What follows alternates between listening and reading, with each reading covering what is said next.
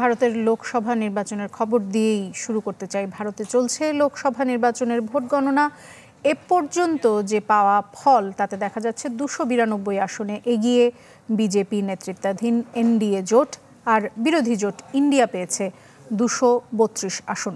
ঘোষণা হয়েছে 375টি আসনের ফল, যাতে বিজেপি জয়ী 181টি আসনে এবং কংগ্রেস পেয়েছে 71টি আসন। তবে চূড়ান্ত ফল ঘোষণার আগেই টানা তৃতীয়বারের মতো জয় দাবি করলেন নরেন্দ্র মোদী। মঙ্গলবার রাতে দিল্লিতে বিজেপির সদর দপ্তরে ভাষণ দেন মোদী। এ সময় ধন্যবাদ দেন জনগণ এবং সমর্থকদের, সেই সাথে প্রশংসা করেন নির্বাচন পদ্ধতিরও। এ সময় ভারতের মাটি থেকে দারিদ্রতা এবং সন্ত্রাসবাদ দূর করার প্রতিশ্রুতি দেন নরেন্দ্র মোদী। এর আগে নিজের এক্স হ্যান্ডেলে দেয়া বার্তায়ও জয়ের দাবি করেন মোদী। বিস্তারিত জানাতে কলকাতা থেকে সরাসরি যুক্ত হচ্ছেন আমাদের সহকর্মী শুভজিৎ পুতুতুণ্ড। শুভজিৎ, আপনার সাথে 7টার খবরও কথা হচ্ছিল এবং তখন আসলে আমরা পশ্চিমবঙ্গের ফলাফলের বিশ্লেষণ আপনি আমাদেরকে বলছিলেন, সেই সাথে বলছিলেন যে মোদী এবার প্রধানমন্ত্রী না হতে পারে সে ধরনের একটি সম্ভাবনা কিন্তু আছে, কিন্তু মোদী কিন্তু এর মধ্যেই তৃতীয়বার জয়ের কথা বলে ফেলেছেন। দেখুন, প্রধানমন্ত্রী নরেন্দ্র মোদী তিনি জয়ের কথা বলবেন, এটাই স্বাভাবিক বিষয়, কারণ তার এনডিএ সংখ্যাগরিষ্ঠ যে আসন সেটা কিন্তু পেয়ে গিয়েছে ইতিমধ্যেই।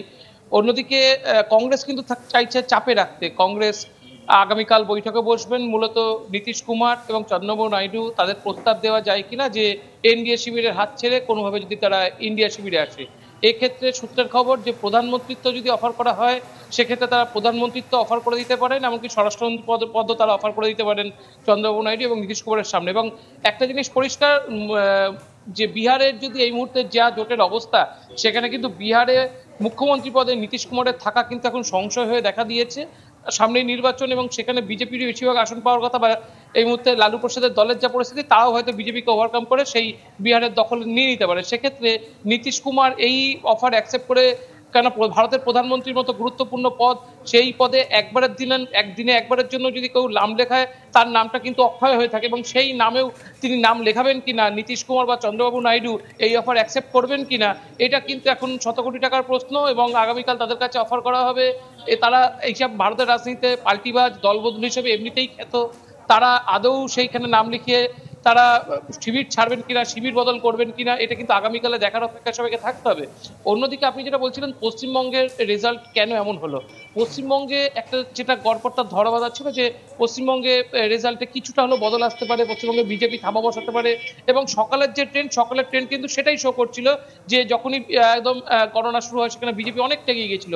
কিন্তু একটা জিনিস বুঝতে হবে, মমতা বন্দ্যোপাধ্যায়ের যে একদম বেসিক রুটের থেকে তিনি যে চিন্তাভাবনা করেন, মানুষের হাতে টাকা দেওয়ার যে চিন্তাভাবনা তার রয়েছে, লক্ষ্মীর ভান্ডার যে প্রকল্প, সেই প্রকল্পে পশ্চিমবঙ্গের 2 কোটি মহিলা সরাসরি রেজিস্টার্ড, এবং 2 কোটি মহিলার হাতে মমতা বন্দ্যোপাধ্যায় প্রতি মাসে 1000 রুপি করে পৌঁছে দেন। এবং মহিলাদের কাছে এটা কিন্তু যথেষ্ট স্বনির্ভর হওয়ার একটা উপায়। এবং মহিলাদের যে ভোট দেখা যাচ্ছে, মহিলাদের ভোটের পার্সেন্টেজে তৃণমূল কংগ্রেস যেসব এলাকায় জিতেছে সেখানে মহিলা ভোটের পার্সেন্টেজ বেশি, এবং এই নিরিখে কিন্তু মমতা বন্দ্যোপাধ্যায়ের মাস্টার স্ট্রোক দিয়ে তিনি কিন্তু এবারের ভোটেও বাজিমাত করেছেন, যেমনটা তিনি 2021 সালের বিধানসভা নির্বাচনেও করেছিলেন। দোলা। শুভজিৎ, অসংখ্য ধন্যবাদ আপনাকে।